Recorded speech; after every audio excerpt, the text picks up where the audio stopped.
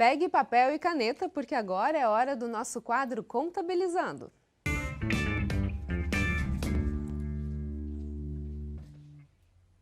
No quadro de hoje, vamos falar de uma das maiores obrigações da contabilidade, que é a de cuidar da escrituração contábil. Isso significa ser responsável pelos livros fiscais da empresa, registrando as movimentações financeiras, preenchendo demonstrativos e outros documentos importantes. E para falar sobre esse assunto, eu recebo a contadora Maíra Saíta.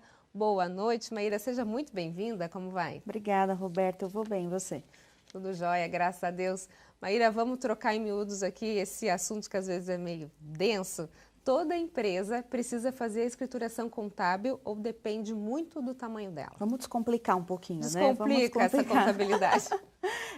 Então, Roberta, nem todas, tá? O MEI, por exemplo, não é obrigado a ter uma escrituração fiscal, mas não é obrigado até certo ponto. Se a Receita Federal pede, porque se ela vê que ele ultrapassou o limite de faturamento e pede a contabilidade dele, ele tem que apresentar. É uma contabilidade mais simples, né? Os livros são mais fáceis de fazer, tem até MEI que consegue fazer sozinho, mas nesse caso precisa fazer. Só que, teoricamente, se ele está dentro do faturamento, ele não é obrigado a fazer.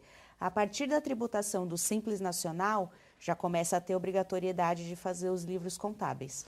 Eu gosto da Maíra porque todas as respostas é tipo assim, depende, depende.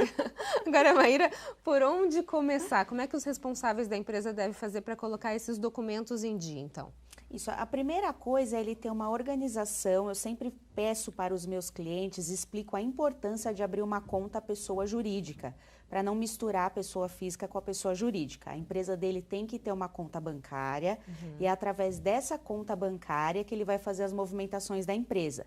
Então, se ele tem uma conta bancária muito estruturada, muito organizada, lá já tem todos os pagamentos das despesas dele, as entradas dele, né? O pessoal, os clientes fazem os pagamentos através da conta bancária dele e também a compra dos insumos dele também está tudo através daquela conta.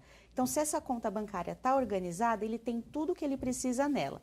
Receitas, despesas, custos, está tudo dentro da conta. Então, fica muito mais organizado. Se ele não tiver, ele tem que separar toda essa documentação, despesa, todas as contas que ele pagou, folha de pagamento, tributos que ele pagou. Trabalho muito maior, Muito maior, muito maior. Por isso a minha orientação é sempre ter essa conta bancária. E o que facilita muito nisso também, que eu sempre, é onde eu pego no calcanhar de Aquiles deles.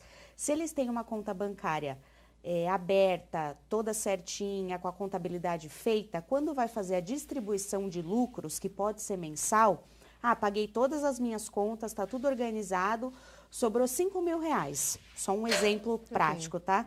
Você pode transferir esse valor para a pessoa física, para os sócios, e esse valor não é tributado. A distribuição de lucros, ela não é tributada. Você, quando chega, é diferente do Prolabore, né? Sim. Que você paga imposto de renda sobre ele. A distribuição de lucros é isenta de imposto. Então, só para ver se a gente entendeu, tudo que for despesa da empresa, tudo que for recebimento cai nessa conta jurídica. Claro que também a pessoa precisa ter os recibos, né? Precisa. Recibos, notas, enfim. Mesmo assim, mesmo tendo a conta, você precisa ter para poder bater os valores da conta. Ela precisa ter todos os comprovantes do que foi pago naquela conta. Mas só o que eu bato na tecla da conta, da importância, é que fica muito mais organizado. Mais fácil, claro. E como é legal ser feita a distribuição de lucros corretamente. Quando chega a época do imposto de renda, não ter que pagar aquele valor exorbitante de 27,5% de imposto na pessoa física e também não ter que esperar até o final do ano, fechar todo o balanço do ano inteiro da empresa para poder daí então distribuir o lucro dos sócios. Se você tiver uma contabilidade organizada, você já pode ir fazendo isso mensalmente.